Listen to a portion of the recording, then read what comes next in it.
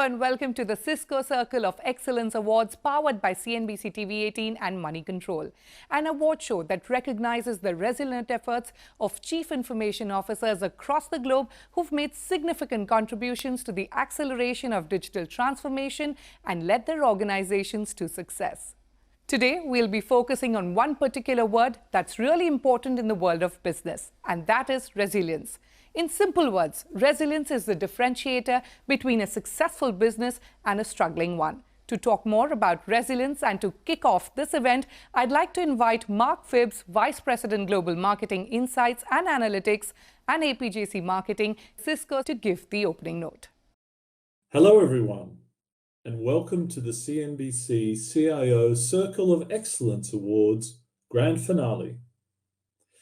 You know, digital transformation is, of course, affecting every industry and every person in the world today. It's breaking down barriers between people, business, and things.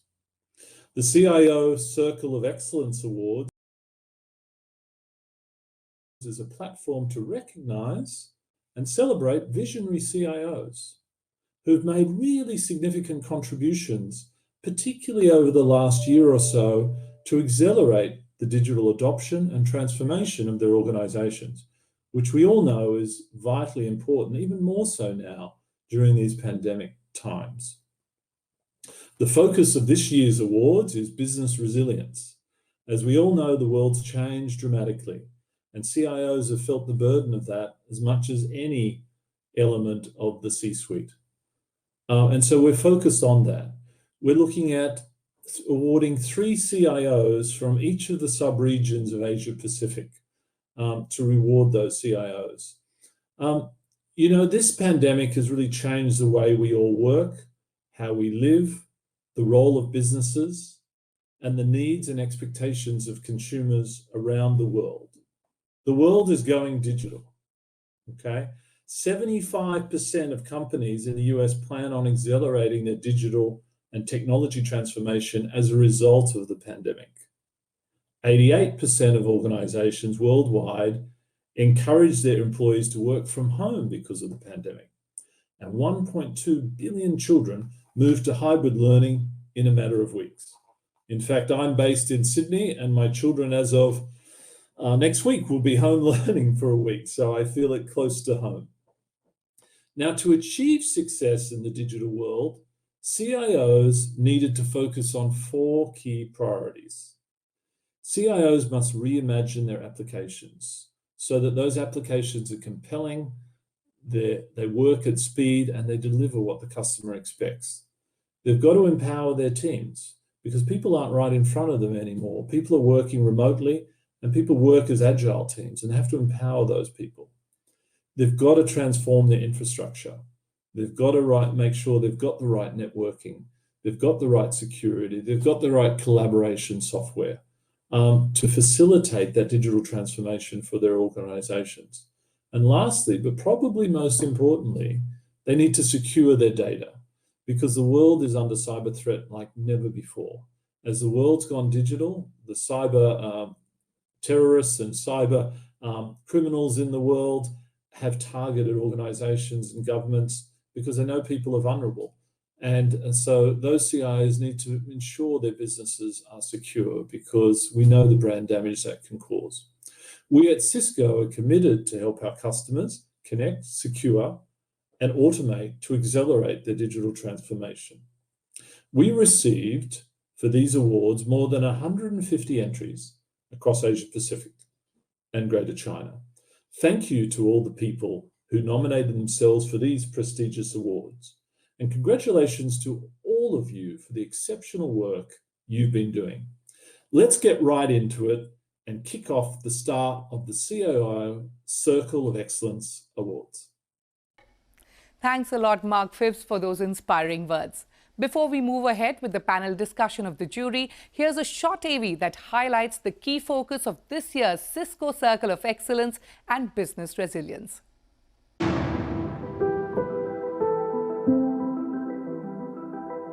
The last several months have been a test of resilience for businesses around the globe.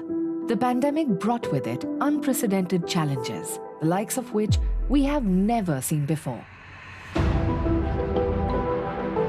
But in the midst of hardship and struggle, some businesses found new opportunities by investing in the right technologies that help them cope with changing times.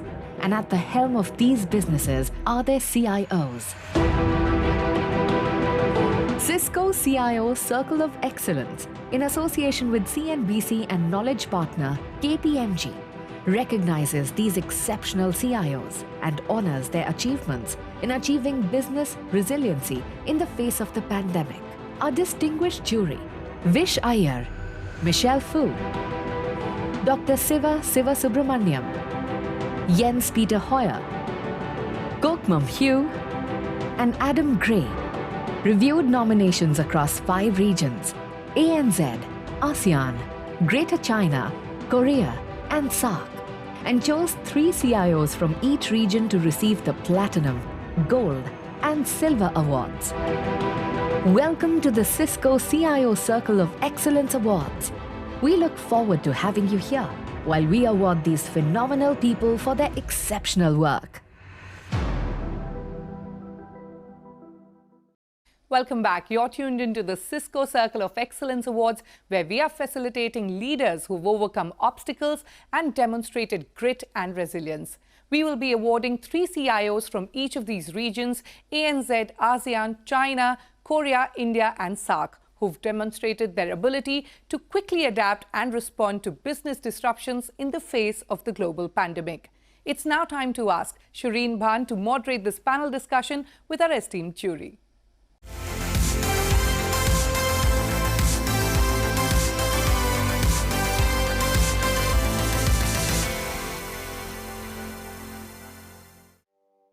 Businesses face disruptions often, but the transformative nature of the ongoing pandemic has exposed several shortcomings, leaving businesses open to risks. The key to mitigating any disruption is building resilience and creating an effective response and recovery plan. CIOs today not only have to revive operational efficiency, they have the added responsibility of strengthening business resilience and swiftly adapting to respond to future threats. To recognize the efforts and contributions of CIOs in achieving business resilience during this unprecedented time, Cisco, in partnership with CNBC-TV18 and Moneycontrol, recently announced the CIO Circle of Excellence Awards. Now, digital transformation, as we know, is disrupting every industry by breaking down barriers between people, businesses, and things. Transformative and cutting-edge technologies like networking, social media, mobility, cloud computing, big data, manufacturing 4.0 are making their presence felt in enterprises at exponential speed, ushering in the change that businesses need to not only survive, but also thrive. And to do that, CIOs and their teams must work in collaboration to create the environment and resources to create next generation enterprises. The CIO Circle of Excellence Awards is a platform to recognize and acknowledge visionary CIOs who've made significant contributions to the acceleration of digital transformation and have led their organizations to success. This year, the focus of the awards is business resilience. We're here to felicitate leaders who've overcome incredible obstacles by demonstrating innovation, grit, and resiliency. We will be awarding 3 CIOs from each of these regions. That's the ASEAN, China, Korea, India, and SAARC, and they have demonstrated their ability to quickly adapt and respond to business disruptions in the face of the global pandemic. Well, let me introduce our jury members: Vishwanathan Iyer, the Vice President of Architectures at Cisco; Michelle Fu, Director Enterprises Business at Cisco; Dr. Siva Subramaniam at Optus, Australia; Jens Peter Hoyer, CIO at Hitachi Johnson Controls; Kokman Chu, also with us here as part of the panel from Singapore; Adam Gray, the CIO of the Kraft Heinz company. Michelle and gentlemen, appreciate you joining us here on this very special conversation as we recognize and honor the CIOs who've made a difference through a very difficult time. Vish, let me start by asking you, as I pointed out, what has been the big silver lining and the big positive surprise through the course of the last 15 months is that while there has been transformative change, there has been the adoption of technology and the use of technology. We actually didn't see any significant outage, any significant business disruption. Technology has really played a part in being able to deal with the uncertainty that the pandemic threw our way. You've been looking at nominees, you've been judging companies and CIOs on the back of what they've done to ensure resilience. What was the big standout for you? So Sherini, as you rightly pointed out, despite significant disruption, we've seen organizations being resilient. And if you really evaluate the characteristics of a resilient organization, you can really see how they navigated the different phases of the pandemic. I think at the outset of the pandemic, it was a frantic rush to enable anyone and everyone to overnight work from home. And that was the phase where you had everyone joining in from unsecured devices, from unsecured homes, and just transacting the business that they could. And that phase, that frantic phase, was where every technologist was a doer. They had to enable their systems and processes to establish business continuity. And that was the first phase of that pandemic. And then I think we've got into what is the normalization phase, where organizations realized that they need to implement policies, they need to have technology. They also started seeing the gaps in how all the different teams in their organization, whether it's the CIO, whether it's the CISO, whether it's the application developer, how all of them are working together hand in hand. And that's when they started seeing gaps in terms of capabilities, in terms of platforms that they need. That was the second phase. And this is the phase where this is when they really started trying to see how they will reimagine their businesses in this new normal. How are they going to leverage some of the new capabilities, whether it's around artificial intelligence, whether it's around IG, IoT, data sciences, and how can they reimagine their industries? And this is happening across industries, whether it's manufacturing, whether it's education, whether it's healthcare, whether it's government. And this is the most exciting phase of this pandemic, because organizations that are realizing that technology has become the backbone of business, but moving forward, technology needs to become a differentiator for their business. So this is the most exciting phase that we are in right now. And we are seeing this permeate every industry, every business. And that, I feel, is how we can evaluate how organizations are navigating the pandemic. And I see two phases of leaders, dreamers and doers. And I feel both of them coming together is what's realizing that vision of zero disruption and creating new imagined experiences for our customers. Parvish, that's a great way to start the conversation. I think you've set things up perfectly. And I'll get to the phase 3, which is the phase that we're currently in, which is really about reimagining how things will look from here on, addressing what the structural shifts have been and what this new normal could potentially look like. But Michelle, I want to come to you and address the first two phases, as Vish put it, the frantic rush of being able to change things, of moving things to work from home and so on and so forth, and then the normalization process. As you evaluated the nominees, what were the key sort of challenges, the key hurdles that they had to contend with, that they had to cope with during those first two phases? Thank you for asking. I think I have seen consistently two challenges from the organizations. So first, during the COVID-19 pandemic, how we support our employees to be able to work from anywhere and anytime. The second one is how we can support the business continuity. How do the organizations support their front sales, their customer transactions, their customer services in a flexible and a secure way? So I think that's the two key challenges I have seen across the organizations. Thank you.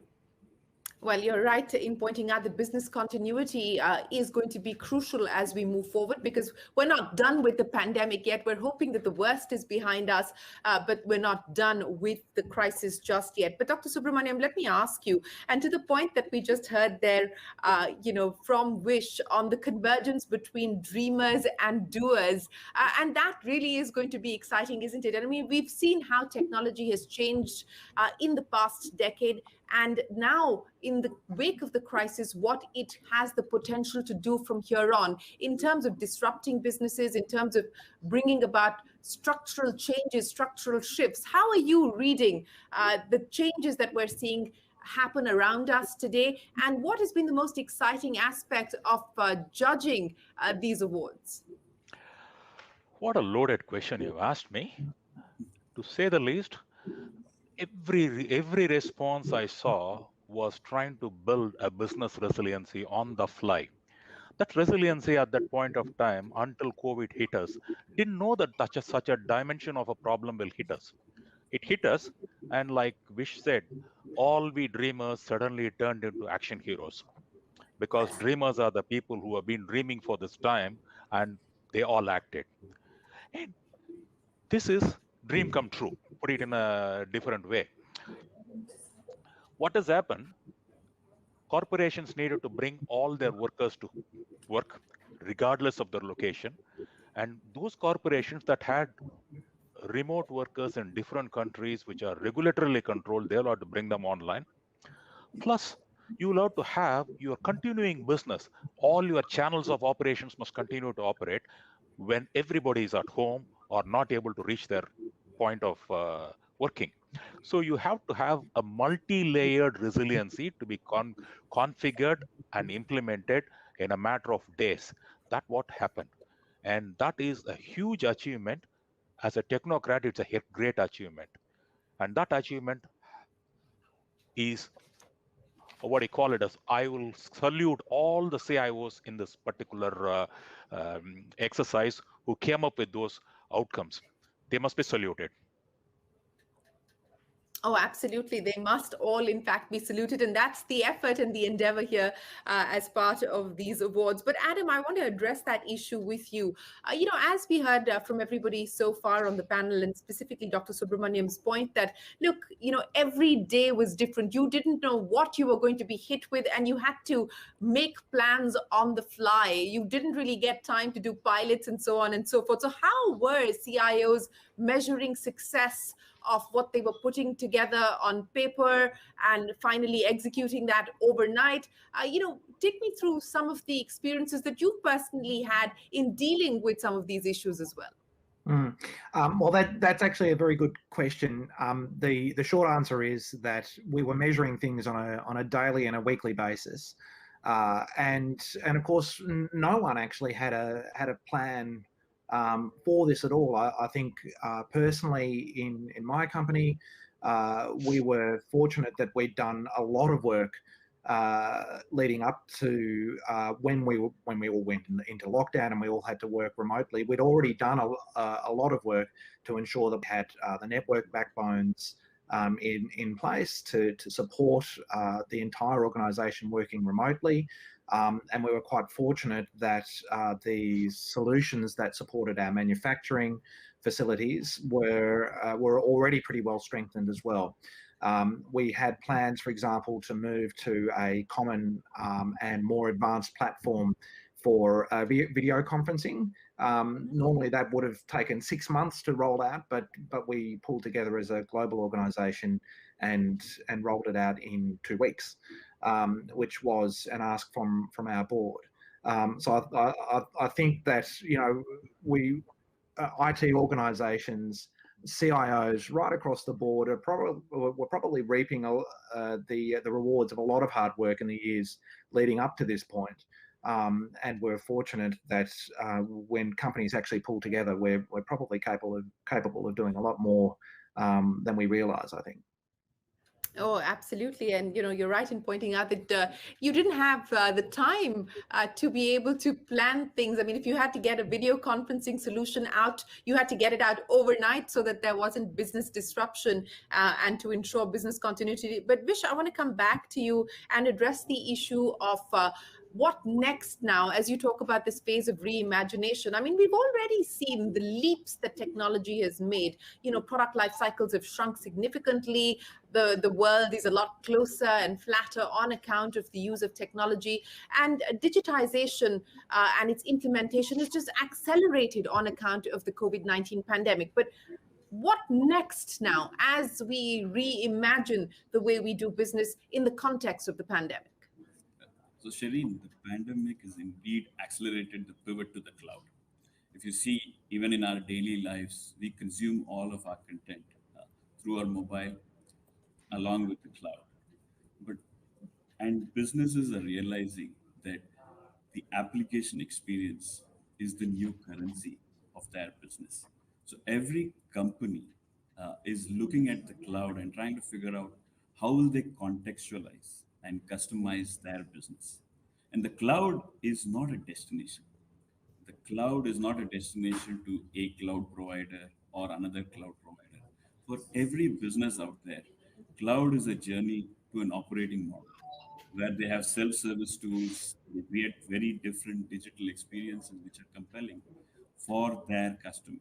So regardless of whether you're in manufacturing, whether you're in finance, whether you're in education, whether it's healthcare, whether you're even in government, we are seeing the rise of the self-service application.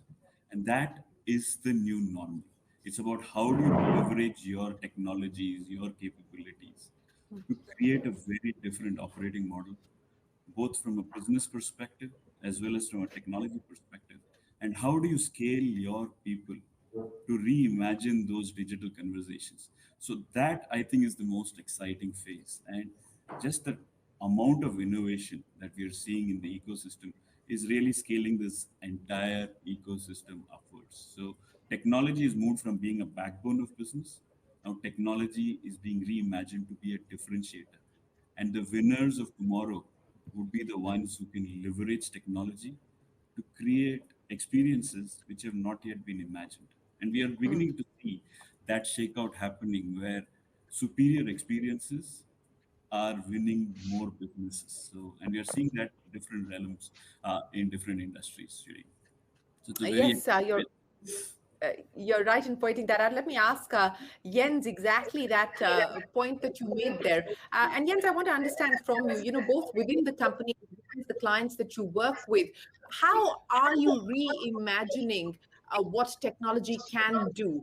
What will be the pillars, the drivers change from here on?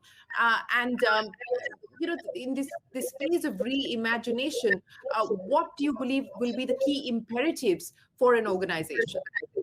Yeah, Shireen, thank you very much. I think it's a great question. And frankly spoken, I think most of our digital and transformational strategies had been already lined up before the pandemic. But what the pandemic did, it served as a catalyst and accelerated this transformation. So if we talk about technologies, digital transformation, if we talk about artificial intelligence, we have accelerated those programs.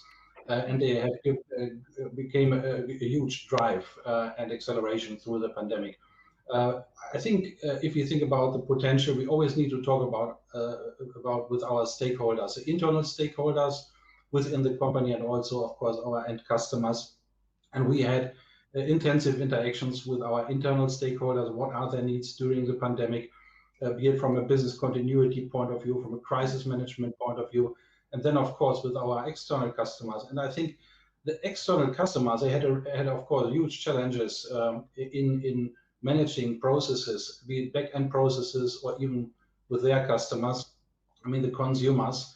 And so we came up with channel partner portals with end-to-end solutions, which actually provided great added value and ease of doing business in that area. So I think moving forward, it will probably be the same thing. I've recently read a study of one of the major consulting firms, and I think artificial intelligence, both in digital transformation, will further accelerate through the pandemic.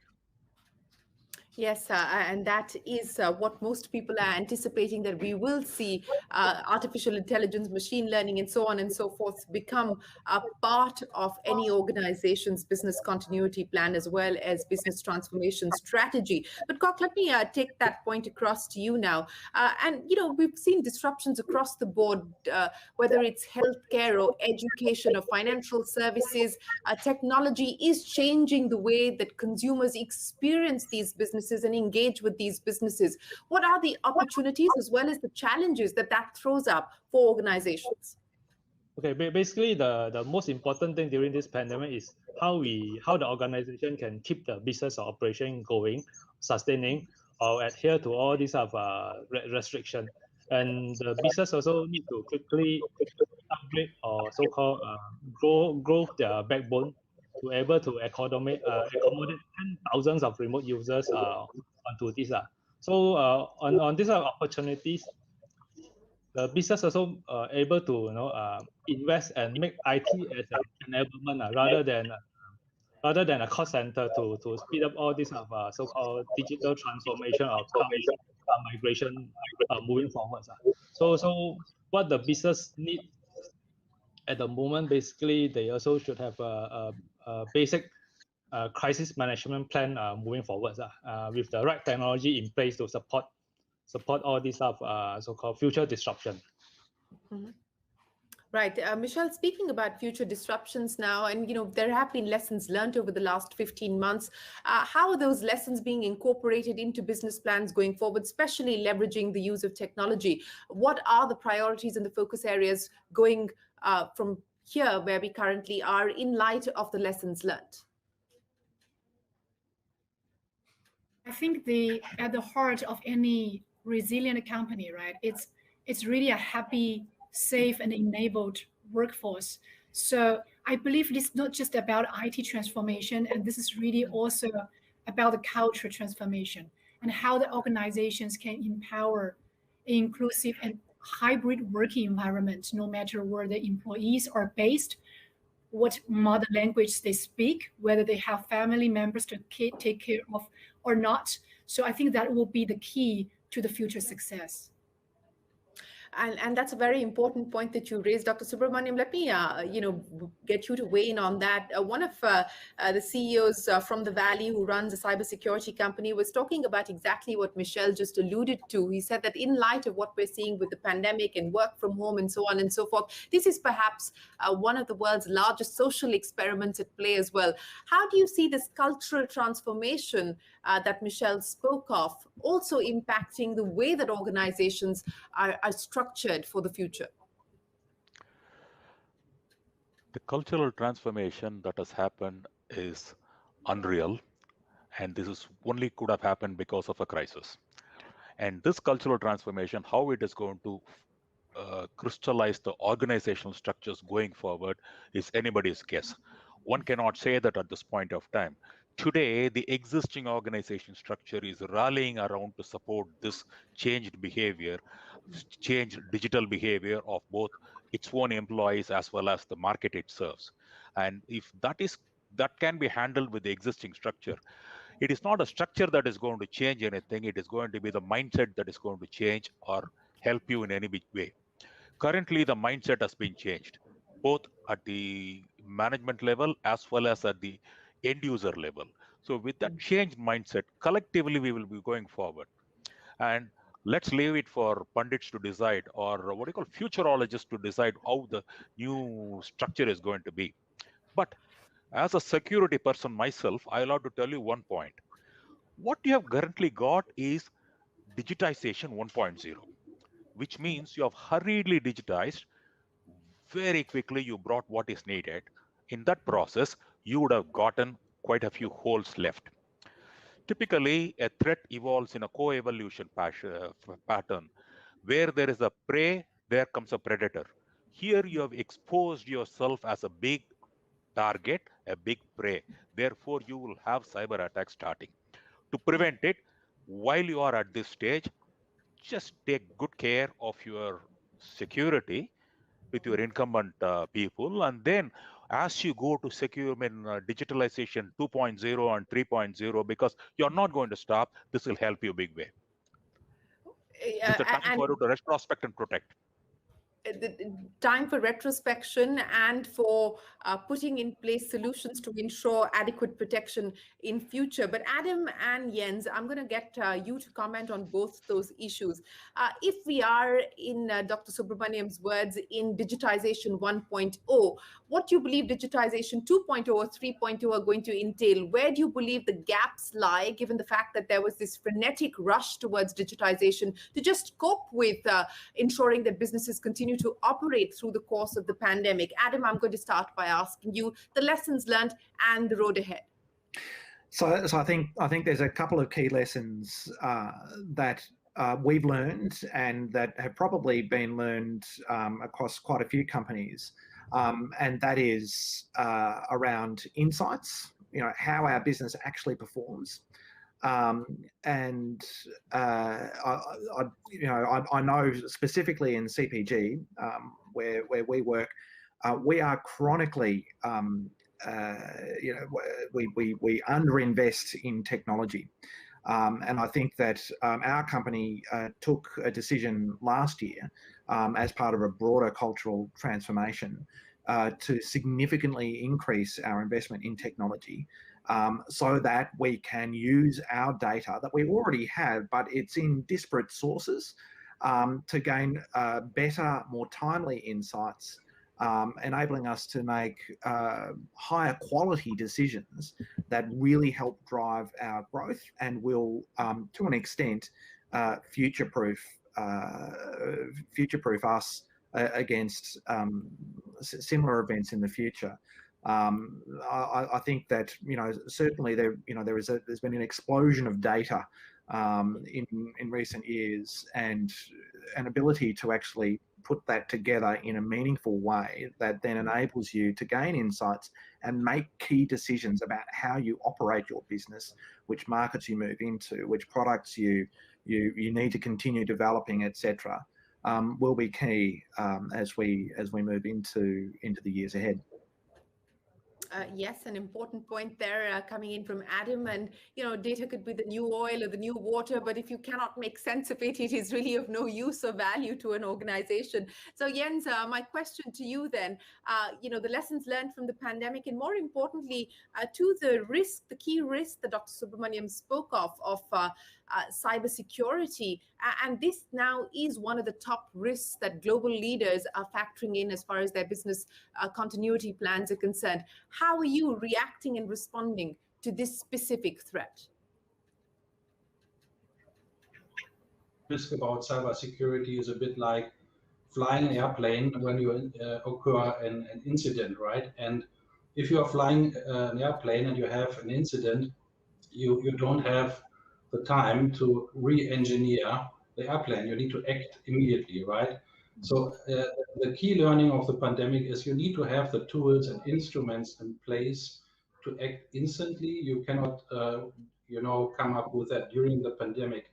I think security mechanisms are in place. We have to certainly revisit certain areas and enforce them.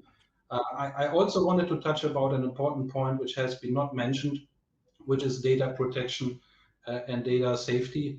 In this pandemic, I think worldwide, millions of employee data, of security data have been moved to ensure security of people inside and outside the organization. And these are sensitive data, right? Especially if it comes to pharma companies or medical companies. And we need to, I think, get a whole new level of sensitivity around data protection, data privacy, and how we handle that data. I think the foundations are all there, the organizations, the technologies, but this has been leading to an unprecedented amount of data, sensitive data moving around. The organizations themselves, they also need to be more agile. I think we have learned that we have to be very fast. We have to come up with solutions in a short time. So I want to mention that business agility is a key.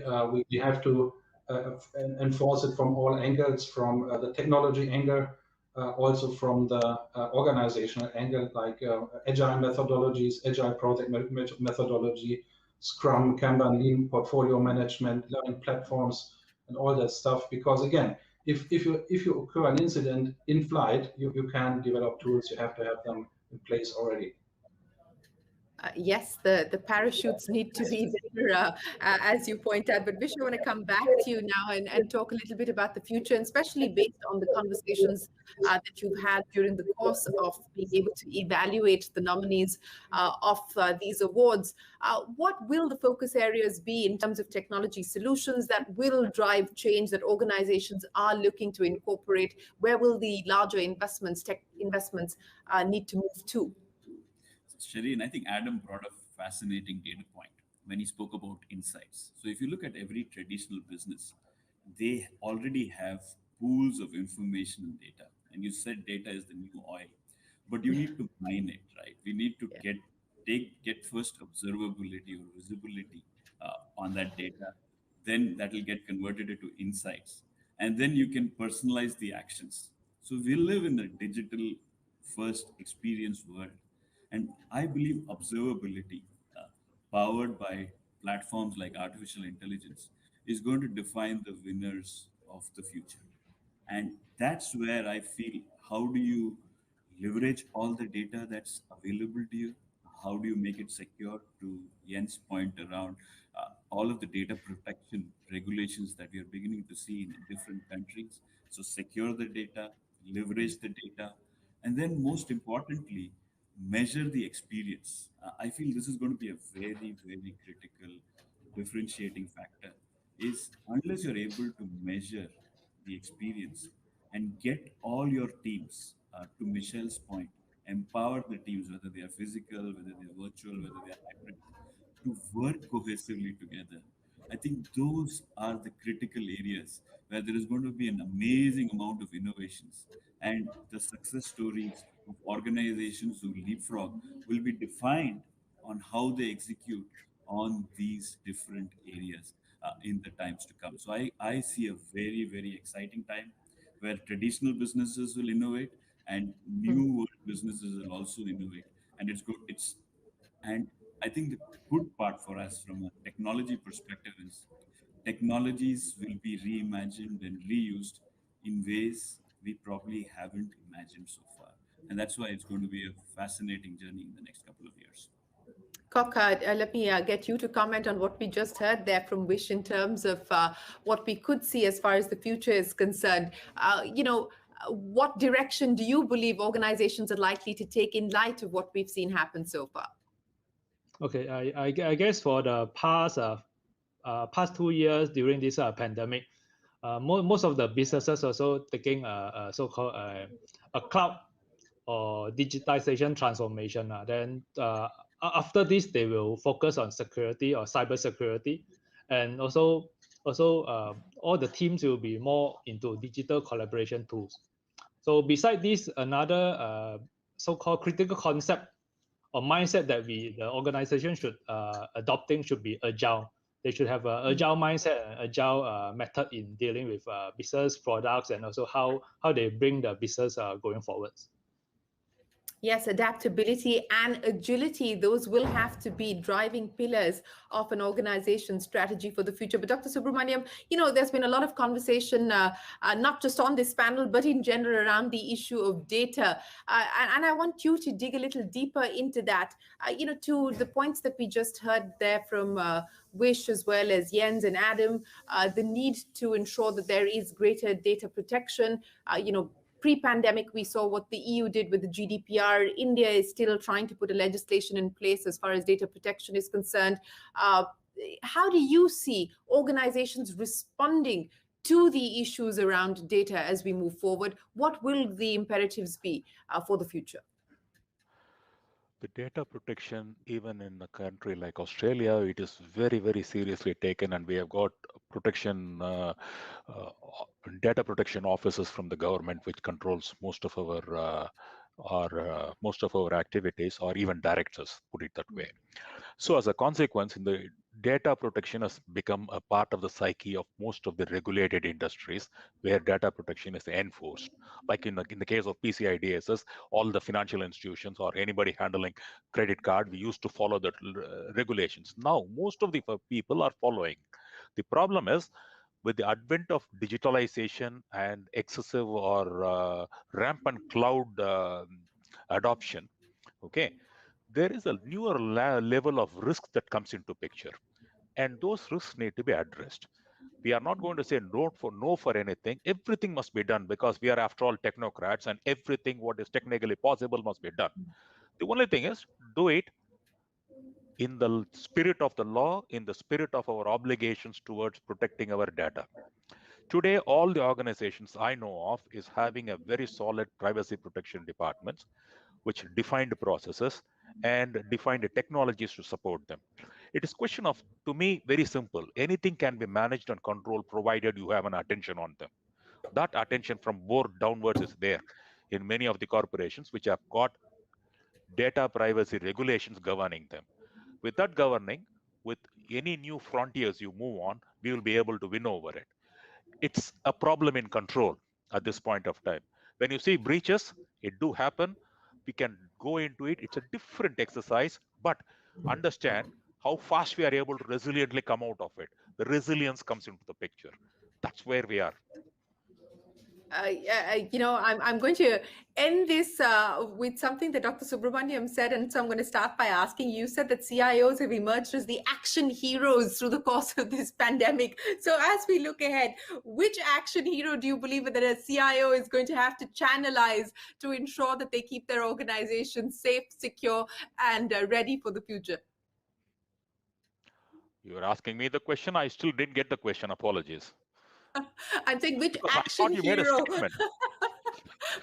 Yes, this is a little bit of a joke, but anyway, I was just asking you which action hero you believe that they will need to channelize, whether it's Iron Man, Spider-Man, Batman, or what No. have you, or a combination Very of all. simple. A simple CIO is good enough. He is an action man, not a hero like what you have seen in these movies, but he is a hero every day.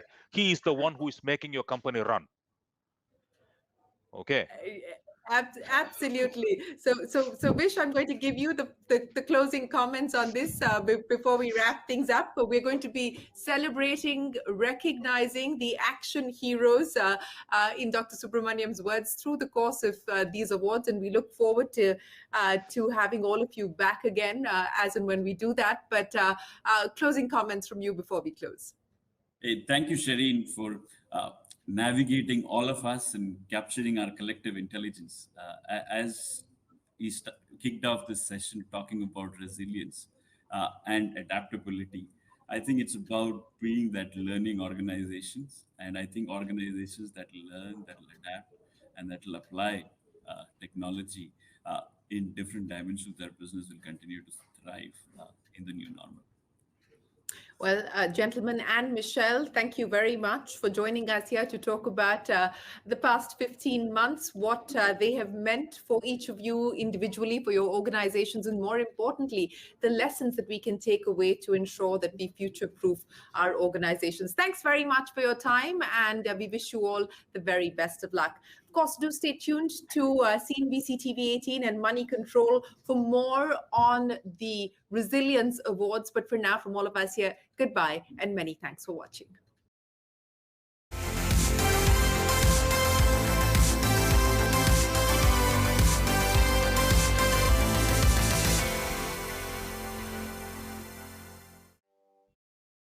After that insightful journey on business resilience, it's time for what we've all been waiting for. The award presentation ceremony for the Cisco Circle of Excellence, powered by CNBC-TV18 and Moneycontrol. For the past few weeks, we've received entries from several top businesses across APJC. A big thank you to KPMG for helping us shortlist entries, from which our esteemed jury picked 16 winners across 3 segments: silver, gold and platinum. Without further ado, let's introduce to you the first set of winners for the Cisco Circle of Excellence Awards in the silver category.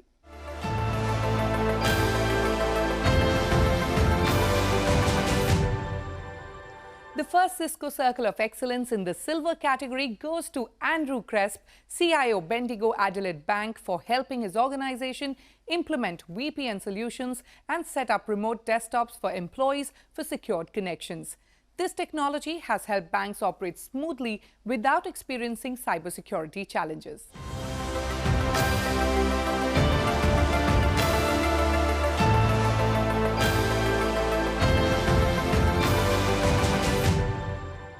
Reduced productivity was one of the gravest challenges as the pandemic disrupted the normal functioning of businesses.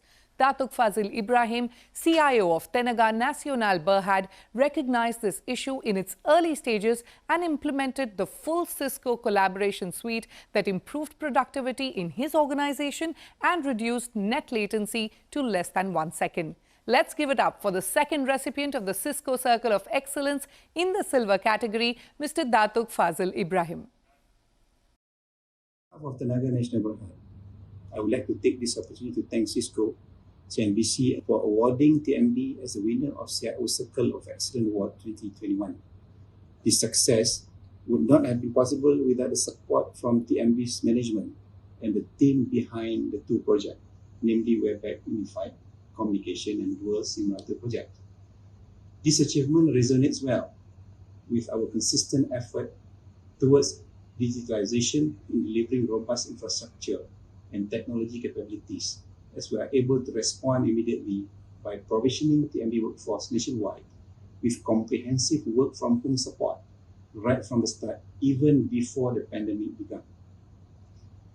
We are thankful that as an existing user of Cisco collaboration solution, the turnaround was swift in the enablement of WebEx to facilitate the need of our workforce in having departmental unit meeting, town hall session, workshop, training, and etc., thus minimizing the impact to our business operation and productivity during this pandemic.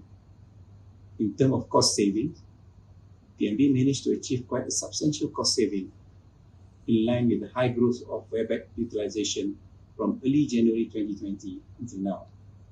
While for the other project, the dual SIM router, it was initiated with the intention to achieve a remote operation of SCADA substation, whereby we were being challenged by the limited connectivity throughout Peninsular Malaysia. Through great collaboration efforts by Distribution Network Division and ICT Division, the adoption of this technology has created immense value for TMB thus far in terms of reducing electric supply restoration time through improved network availability and latency. As a result, it has successfully helped TMB to achieve a world-class System Average Interruption Duration Index, or SAIDI in short, to 44.95 minutes in financial year 2020, thus elevating TMB's stature with a target to be amongst the top 10 utility provider by 2025. To conclude, the combination of both projects has proven to be effective in enhancing our business resiliency. While the COVID-19 pandemic started, the movement control order was enforced across Malaysia in March 2020. We were able to achieve the milestone set, as well as harvesting cost saving from both technologies. Moving forward, our plan is to achieve BSR project completion as forecasted, despite the restricted movement control challenges. We also plan to explore and adopt potential business process and operational integration into WebEx through the available APIs. Again, thank you very much for the great support and cooperation from all for these great awards. Thank you very much. Take care. The insurance industry needs a lot of face-to-face interactions due to the confidential nature of documents and information involved. The pandemic posed a huge challenge for this sector as companies struggled to find innovative ways to streamline online customer services. Biswa Misra, Group CTC for AII Group, led his team to create a robust solution for this problem, which now has created a seamless ecosystem for their customers to seek insurance and request services. Let's give it up for the third recipient of the Cisco Circle of Excellence in the Silver category, Mr. Biswa Misra.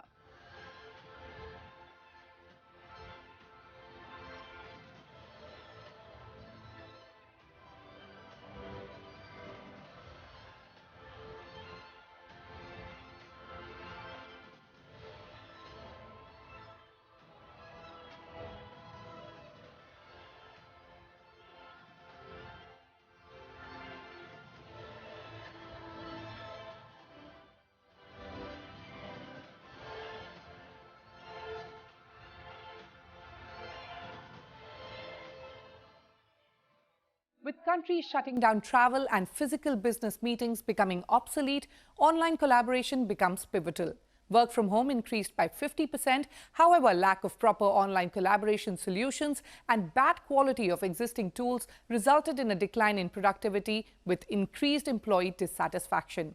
LG Display was facing similar issues and their CIO, Jin Q Lee, stepped in. He considered adapting the global top video conferencing solution and selected the product with the highest emphasis on the best video conferencing quality and interoperability. To acknowledge his resilience to achieve optimal business performance and minimizing inconveniences caused by video conference, we're excited to felicitate him with the Cisco Circle of Excellence in the Silver category.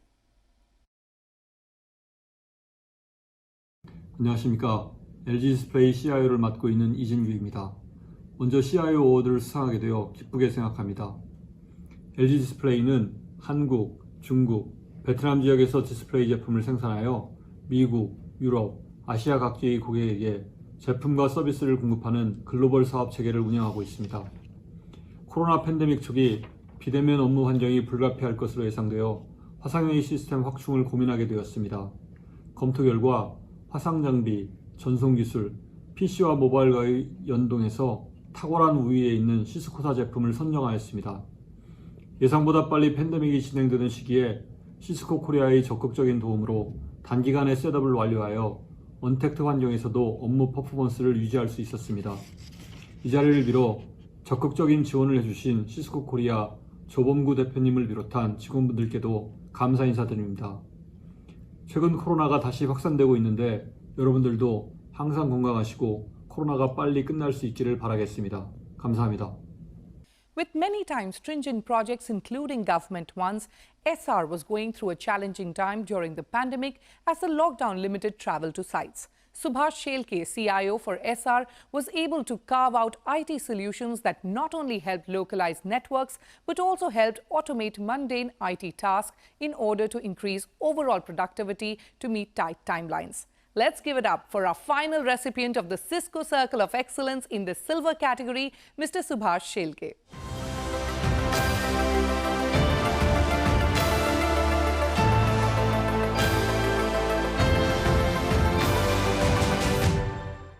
That brings us to the end of our first category of Cisco Circle of Excellence Silver. Before we move on to the gold and platinum categories, I would like to introduce Mr. Seth R. Freeman, Chairman and CEO, EM Capital Management, Hong Kong. Seth is presently leading new proprietary, impact-oriented private investment projects related to India, China and Vietnam, and leading domestic and global new businesses development.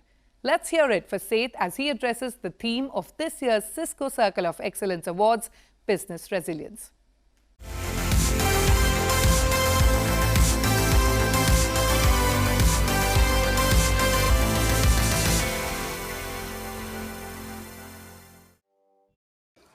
Greetings from San Francisco. I'm Seth Freeman, Managing Director of B. Riley Advisory Services, part of B. Riley Financial, a NASDAQ-listed diversified investment and financial services company with approximately 2,000 employees and 200 offices. I want to congratulate all of the Cisco CIO Circle of Excellence Award winners, and I should add our own B. Riley CIO and Technology Department. It's challenging enough for CIOs to keep up with strategy and new tools and productivity implementations, hacking, malware, ransomware, and of course, viruses. Email and computer viruses, but not the COVID-19 variety. For the past 18 months, CIOs have had to deal with brand new problems and take on the role of corporate infrastructure firefighters. Because of the responsiveness of the CIO and the resilience and flexibility of the team, our firm had a banner year despite COVID-19. When lockdown started for us and traveling restrictions put in place, the entire B. Riley team began working from home. It was quickly apparent that the number of video conferencing seats that had been more than adequate for several years needed to be massively expanded. And many of us whose roles have involved face-to-face relationships and negotiations needed to be trained on how to conduct business by video, including how to remember to click the mute button. We are a Cisco telephony customer, and our IT department had to rush out many Cisco internet phone instruments so we could have full office phone capabilities while working from home. Like many firms, we've had many upgrades to infrastructure to keep up with work at home requirements. In my specialty, time-sensitive corporate restructuring and Chapter 11 services, attending court hearings, participating in mediations, engaging in tough negotiations, and giving expert testimony, for example, required the court system CIOs to very quickly implement video hearings. Suddenly, there were new webinars on how to conduct cross-examination by video, and to remember that the camera may catch the fact you may be wearing your short pants or sweats during the hearing. My colleagues conducted the bankruptcy auction of the famous Gold's Gym business by video, with the winning buyers in Germany able to bid remotely from a jacuzzi because of the CIO. And now, with COVID-19 restrictions being lifted here in the US, and in my case in California, the concept of a hybrid model with employees permanently working from home and partly in the office is requiring CIOs to reevaluate measures taken during COVID-19 that may have been expected to be short-term, and strategize and implement long-term remote infrastructure and services to keep productivity high, while also trying to replace the interaction that used to take place in a full-time office experience, particularly for younger employees who learn a lot from others and interaction with mentors that is hard to do remotely. With all that said, it is important to remember and to be grateful and to help the hundreds of millions of less fortunate people who were already suffering before COVID-19 and who have had limited resources to cope and whose families have been most affected. Congratulations.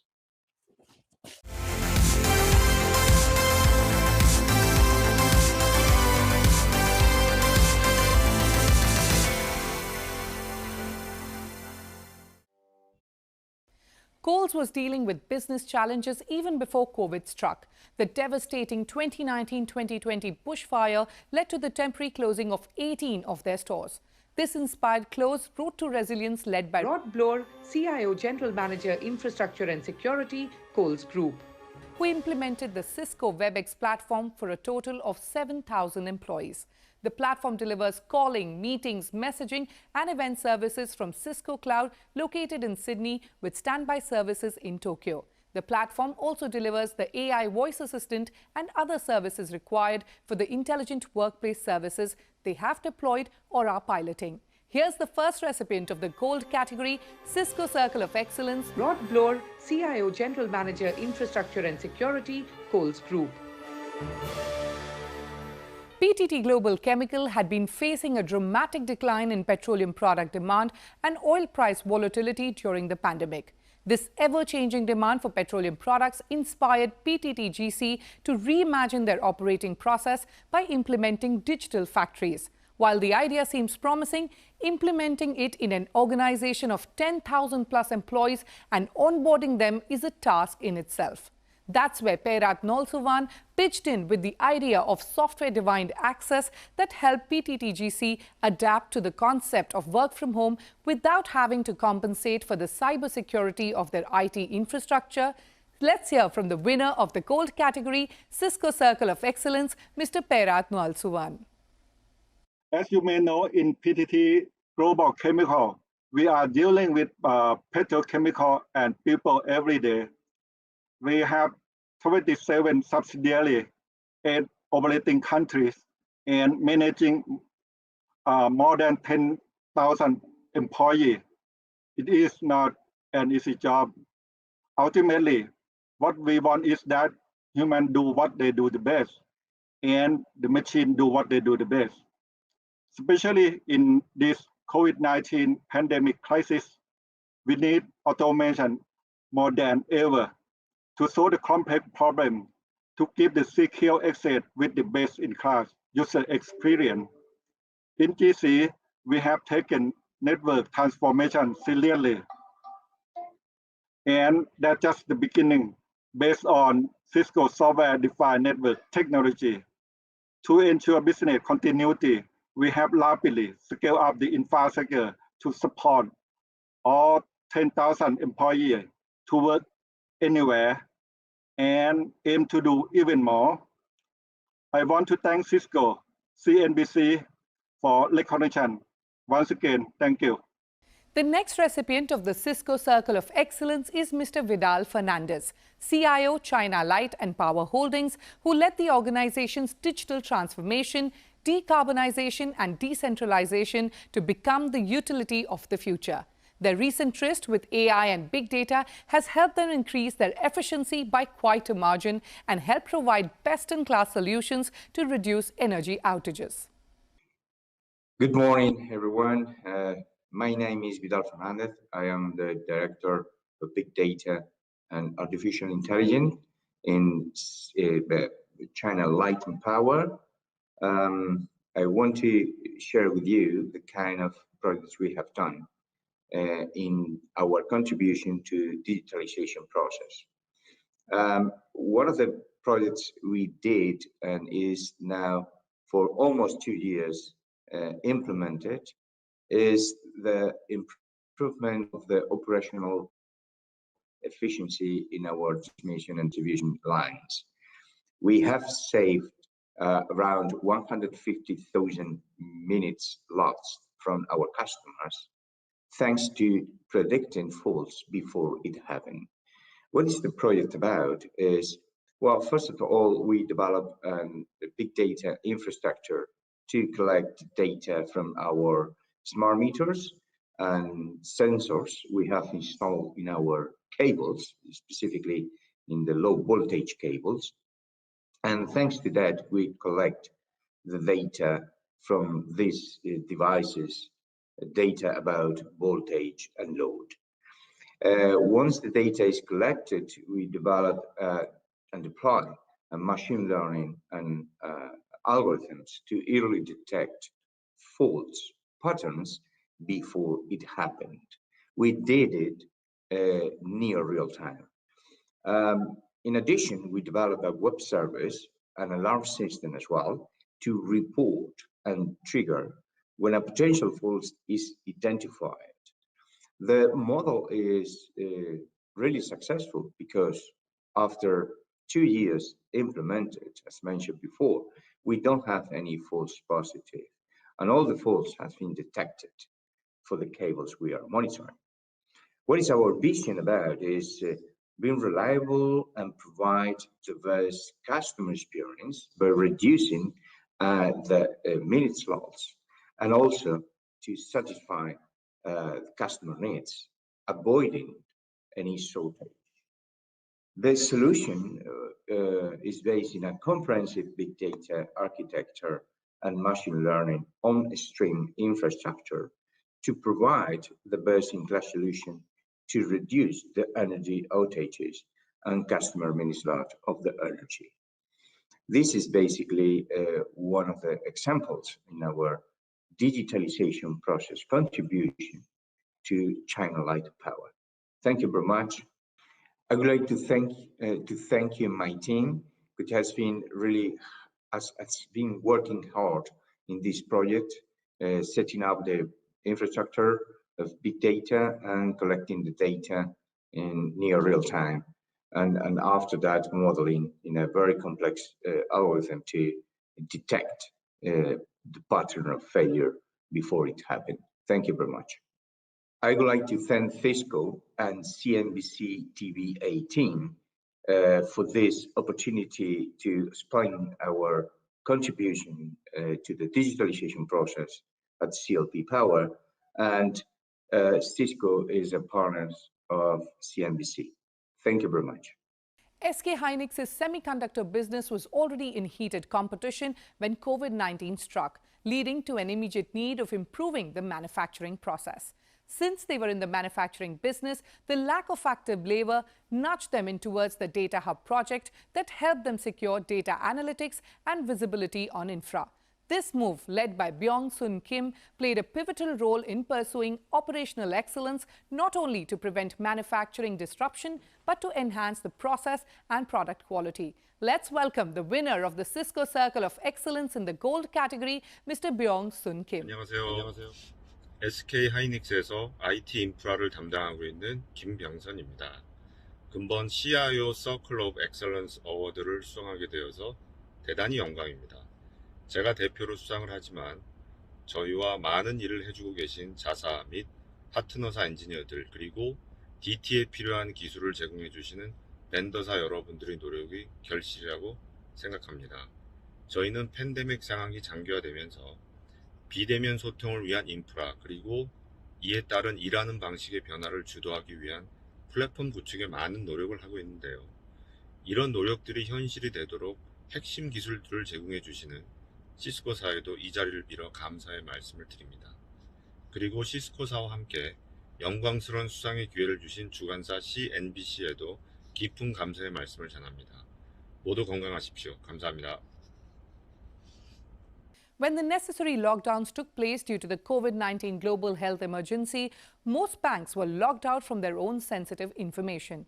This needed a safe decentralization of their IT infrastructure for smooth remote operations. Anita Pai, Chief Operating Officer, Yes Bank, implemented two major tools: Cisco AnyConnect VPN and Cisco App Dynamics, that were key in creating a breakthrough in accessing their internal network without any cybersecurity issues. When you're dealing with millions of loyal customers, it becomes your responsibility to ensure safe and reliable service, for which Anita Pai, Yes Bank, deserves the Cisco Circle of Excellence in the Gold category. On behalf of Yes Bank, we are honored to receive the CIO Circle of Excellence Award. We are grateful for this recognition and thank CNBC-TV and Cisco for honoring us with such a prestigious award. These last 15 months of the pandemic have made work from home a new normal. Critical business applications, normally accessed within the bank's network, had to be securely made available to employees working remotely. We worked with Cisco and implemented the Cisco AnyConnect VPN and the Cisco App Dynamics to make available all our applications to our employees while ensuring security.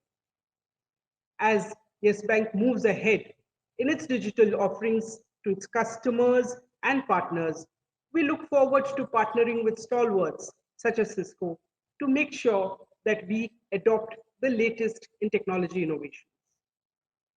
Thanking you all once again. Stay safe.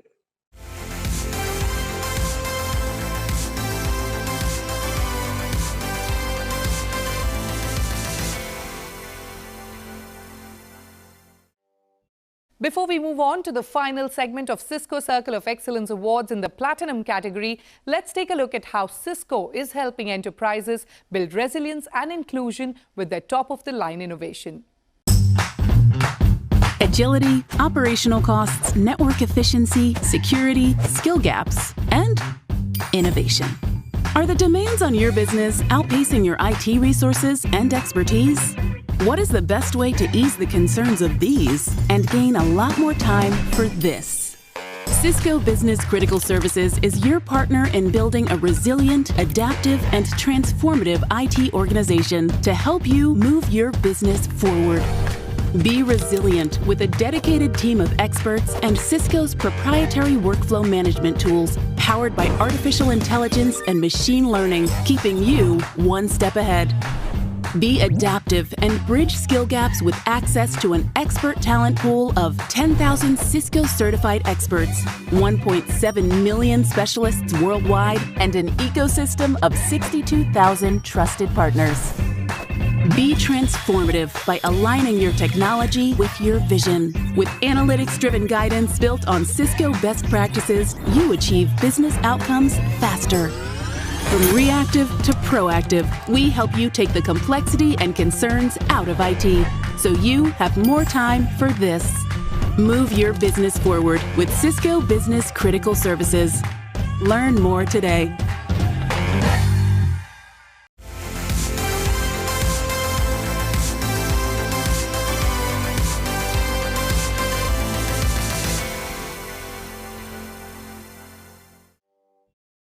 With thoughts of resilience, adaptability, and transformation in mind, we will now be facilitating the final set of winners in the Platinum category.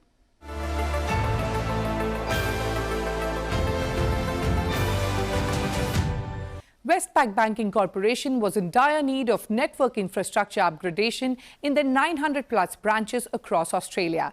They wasted no time and got the wheels rolling for an IT infrastructure overhaul. Presently, their highly resilient solution has achieved 100% uptime across all 900-plus sites. Their application performance has increased by 29% and bandwidth has increased by 10-fold. All of this was done 3 months before the deadline and $2 million under budget, and this important breakthrough was made possible by the first recipient of our Cisco Circle of Excellence Platinum category, Mr. Wayne Bonnet.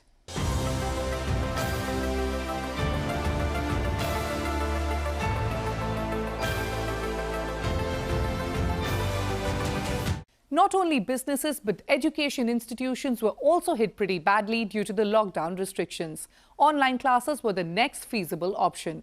Mohammad Isa Mohammad Dom recognized that very early on and moved the University Technical Malaysia Melaka to a fully online learning model in days. Their 13,000 students are now connected with 1,000 lecturers virtually, and 98% of the students are evaluated via online exams. He's also ventured into creating a hybrid learning model that enables open learning and micro-credential initiatives with industry partners who can tap into university resources while providing content and industry certification or recognition. He is our next winner of the Cisco Circle of Excellence Awards in the Platinum category. My name is Muhammad Isa bin Muhammad Dom, and I'm currently the CIO of University Technical Malaysia Melaka, or UTEM. First and foremost, I would like to express my gratitude to Allah SWT for His bounty, giving me good heart in carrying out the task entrusted to me. My utmost thanks also to the honorable panels and the organizer, Cisco, in partnering with CNBC-TV18, who have chosen me as the winner of the CIO Circle of Excellence Award 2021. As we know, the pandemic is hitting hard to all sectors and human race, especially on education. UTEM, as education institution, is no exception to the challenge, and the government of Malaysia issued various initiatives and measures to contain COVID-19 at all levels. As many of us know, teaching and learning is our core business. Hybrid learning is now seen as the future of learning model, which will allow students to access learning content anytime, anywhere, such dormitories, or even from the comfort of their own house in hometown or other countries. The pandemic allows UTEM to explore the possibility of implementing a hybrid working model into UTEM working environment. Small numbers of our staff will continue working from the office for the essential services, but most of them will have to flexibility to work from home or out of the office. Technology adoption and cultural shift will continue to be a challenge process. We need to take the positive of the new normal to become the next normal. Finally, I would like to thank again Cisco in partnering with CNBC-TV18 to give me this excellent opportunity for the award. Thank you and stay safe. Our third recipient of the Cisco Circle of Excellence Platinum category is Mr. Louis Choi, Vice President of Digital Solutions of Thermo Fisher Scientific, who led his organization to provide the best-in-class customer services and implemented multiple key digital solutions that found them a lot of revenue, including the $500 million for eBiz Digital. First of all, on behalf of the Digital Solutions team in Thermo Fisher, I'd like to extend gratitude for the recognition, and I accept this recognition based on the team's efforts and hard work. You know, Thermo Fisher is dedicated to enabling our customers to make the world healthier and cleaner and safer, and a lot of the work being done are driven by passionate people. One such example is our Smart Procurement project, which delivered a mobile solution that allows customers to order and receive products within an hour, especially for run rate or consumable products. We use data science to ensure that we're stocking and restocking appropriately, and that we're able to recommend products to customers even before they realize that they may need them. In addition to e-commerce, during the pandemic outbreak, we were able to develop a mobile application within 2 weeks that helped our field teams support our customers using a mobile solution that leveraged AR, VR capabilities, as well as building customer self-service features that allowed customers to get trained on critical instruments that would help them in the beginning stages. Transforming how we do business using digital solutions cannot be successful without the strong support from our technology partners. Cisco is a key technology partner. One example of this is how they support us in our nanoports, which is our electron microscopy training and demo facilities. I'm looking forward to continuing our successful partnership with Cisco, And I'd like to thank you for the recognition for what our team does to support our customers. And a big thank you again goes out to Cisco in partnership with CNBC-TV18. Thank you. In the face of a pandemic, Lotte Data Communication was requested to provide an unmanned operation system and automation and data-driven DT service to Lotte affiliates, especially in the manufacturing and logistics area. Lotte Data Communication helped several companies cut on their BPO platform logistics by 65% and improved their operational efficiency by 58%. Their CEO, Jun Hyung No, had a huge role to play while Lotte Data Communications operated at phenomenal competency, which rightfully makes him our next winner of Cisco Circle of Excellence in the Platinum category. 안녕하십니까. 롯데정보통신 대표이사 노준영입니다. 먼저 시스코가 주최하고 CNBC가 후원하는 아시아 태평양 지역 최초 CIO 어워드의 수상자로 선정되어 대단히 기쁘게 생각합니다. 당사는 디지털 트랜스포메이션을 넘어 비즈니스 트랜스포메이션을 실현할 수 있도록 전사 차원의 혁신을 추진하고 있습니다. 특히 시스코의 통합적인 SD-WAN 솔루션은 당사 소프트웨어 기반 클라우드형 데이터 센터 구축에 기반이 되어 팬데믹으로 늘어난 디지털 수요에 효과적으로 대응할 수 있었습니다. 또한 디지털 협업 업무 툴 시스코 웹엑스 도입 덕분에 원격 근무 상황에서도 효율적인 의사소통 체계를 구축할 수 있었습니다. 의미 있는 상을 받게 해주신 든든한 파트너 시스코와 후원사 CNBC에 다시 한번 감사드리며 앞으로도 고객사의 DT 니즈에 선제적으로 대응하여 비즈니스 혁신을 선도해 나가도록 하겠습니다. 감사합니다. So we're down to the final two Platinum Cisco Circle of Excellence Awards, and both of these are coming home. When the world went into a lockdown and organizations were trying to wrap their heads around the whole work-from-home situation, there was a man for whom stakes were a little higher than others. Mrityunjay Verma, Global Head Business Operations, Tata Consultancy Services, had the mammoth task to deploy multiple secure infrastructures for not 5 or 10, but 470,000 plus associates. He and his team managed to enable close to 100% of them and provided an enterprise-like quality of service for work from home so that the delivery is seamless. Let's hear from Mrityunjay Verma, winner of the Cisco Circle of Excellency in the Platinum category. TCS secured borderless workspaces. SWS, as we call it, is an agile, resilient, and secured model, which is derived from our own existing open, agile, and collaborative workspaces, OACW model.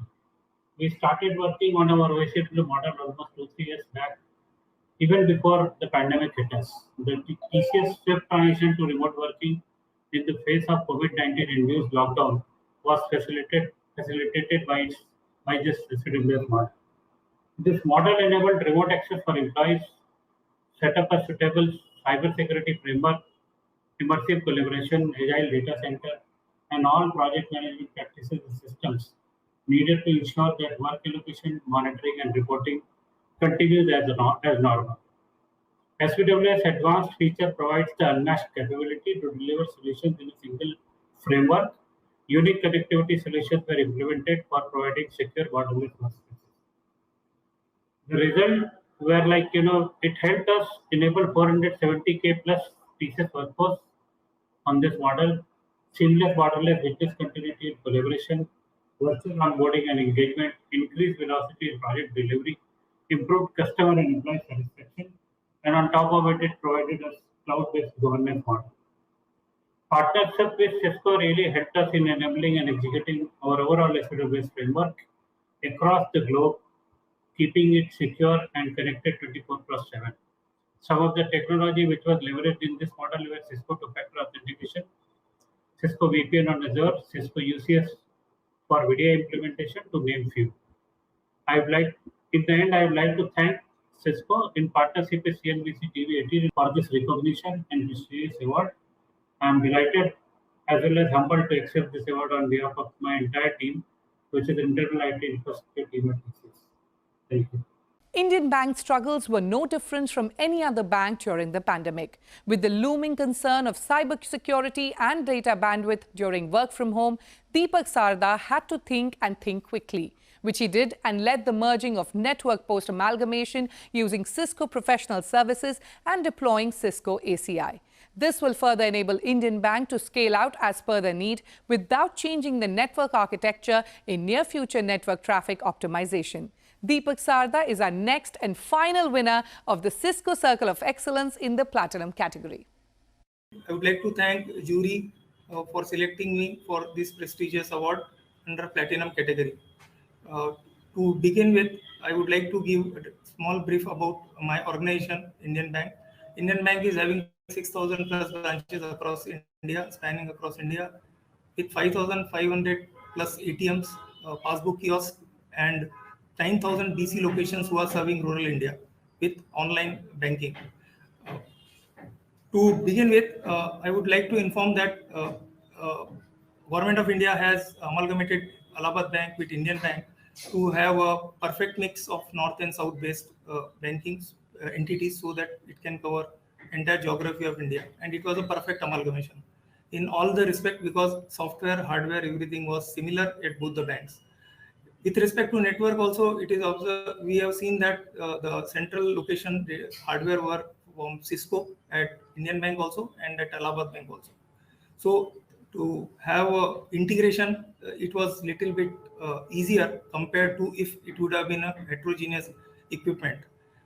However, it is complex to have a central location integrated without the support and help of Cisco, the OEMs who are much aware about their equipments. So we have emphasized to our top management and got services of Cisco for implementation as well as the equipments directly from Cisco at our data center and at DR site also. With predominantly it was implementation of software-defined network SDN at our data center, and we are going ahead and implementing SD-WAN also in our all the branches, which will have double benefit of utilizing the availability of infrastructure within the branches to with respect to lease lines available in the branches. We have identified Cisco because of the experience what we had earlier, and Allahabad Bank was also having earlier. The purpose of selecting Cisco ACI was to ensure that it is scalable. Operationally, it is much simpler, and it should give the cost, whatever return on the cost, whatever has been invested by the bank, and it should sustain for nearly 5 to 6 years so that we could recover the amount which we have spent, considering the cost as well as the effort and the manpower which we are going to put in for the next 5 to 6 years. The major advantage what we observed was the migration from older network switches to newer ACI was very smooth, and we hardly had any problem. And our amalgamation of both the banks with respect to data merger, with respect to network merger, has happened smoothly without any concern and any complaints from any of the quarters. I would like to thank CNBC-TV18 for organizing this event, and we look forward for having a better business relationship going forward in future for implementing newer technologies as what we have implemented Cisco ACI, which is from Cisco. Thank you. Well, those were the absolute winners of Cisco Circle of Excellence. And with that, we've come to the end of an inspiring evening. But before we part ways, I'd like to take a minute and acknowledge the efforts that Cisco has made in enabling all these businesses that are able to stand tall amidst the winds of change. Cheers to Cisco and all the businesses out there working every day to make this world a better place. Congratulations to all the winners who fought the odds to emerge victorious by accelerating digital transformation and leading their organizations to success. And thank you to everyone who participated in these awards. What a great initiative by Cisco to reward the efforts and valuable contributions of CIOs in achieving business resilience during these difficult times. Also, the jury who helped select the winners from some very competitive entries. It's been a tough year with companies facing numerous disruptions and unexpected challenges, and they worked very hard to revive operational efficiency and ensure business continuity. Thank you all for joining us at the CIO Circle of Excellence Awards. We hope to see you all next year. Till then, from all of us here, goodbye. Many thanks for watching.